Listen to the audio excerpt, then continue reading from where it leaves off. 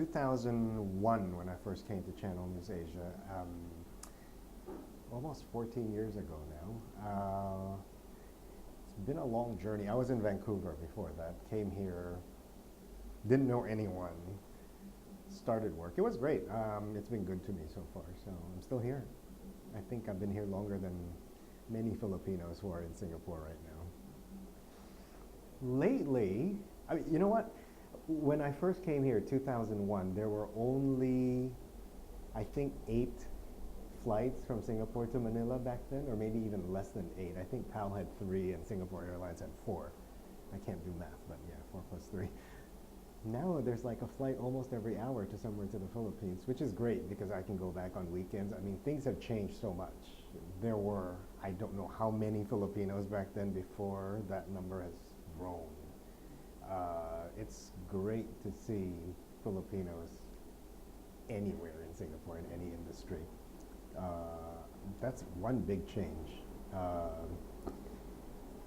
don't know if it's good for the Philippines or for Singapore, but it's nice to see them around.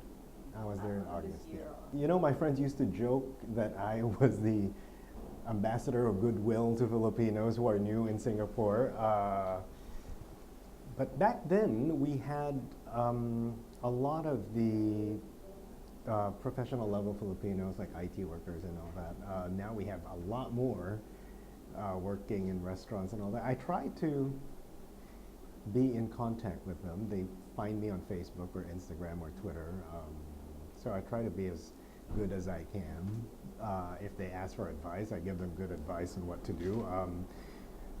We had some testy times during, I think, a couple of years ago when there was big anti-immigrant sentiment among Filipinos, and not just Filipinos, but in general. So that was tough for a lot of Filipinos who didn't understand the context of the perceived anger towards immigrants, which is not targeted towards Filipinos. So, you know, things like that you have to explain to these people who are new, because a lot of them come here with no experience working overseas, and that is hard. I mean, I lived overseas for most of my life, so I know how it's like. I've been a minority all of my life. A lot of the people that I meet, the nurses, or the servers, the retail staff, they come here fresh from the Philippines without expectations of how it is to work overseas. So they take it personally, which is something I think they shouldn't be taking personally. Well, they go to me asking me why. You know, why don't they like Filipinos? Why do we see all these? It's usually online. I don't think anyone has personally experienced that problem, but you see it online. You see it everywhere online. So, you know how Pinoys are. They get affected. They get emotional. They take it personally. Even some of my colleagues take it personally. So it's one of those things that I think for someone who's been here for a long time, just by being me on air, it's, you know, I keep, at that time anyway, I keep emphasizing, hey, I'm Filipino. I've been in front of your TV sets every single day for the last 13 years. So we're all the same. There's no need to hate anyone. I think it's a small, I've spoken to some government officials about it. They know it's just a small vocal minority. With the help of social media and internet, it just becomes bigger than what it should be.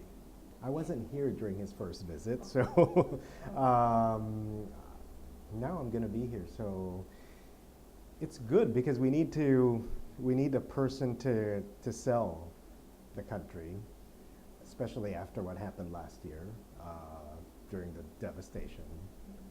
It's time to put a positive light again. A lot of, I think, opportunities to rebuild if they participate. So it's a good thing to sell the country, and it's not just about tourism or shopping or whatever. It's about opportunities. There's so many opportunities to rebuild in the country, or to build even.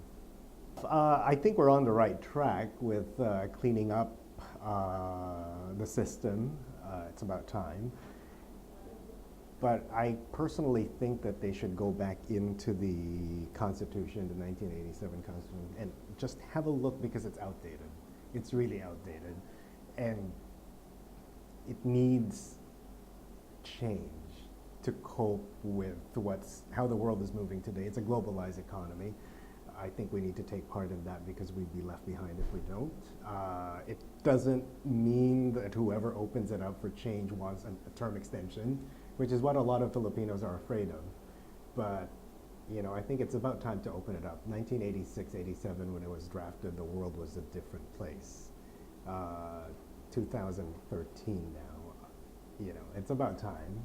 If we want to take advantage of the global economy, the growth, the strength of our people, and the strength of our country, it's time to open it up and take a look at what's outdated and update that.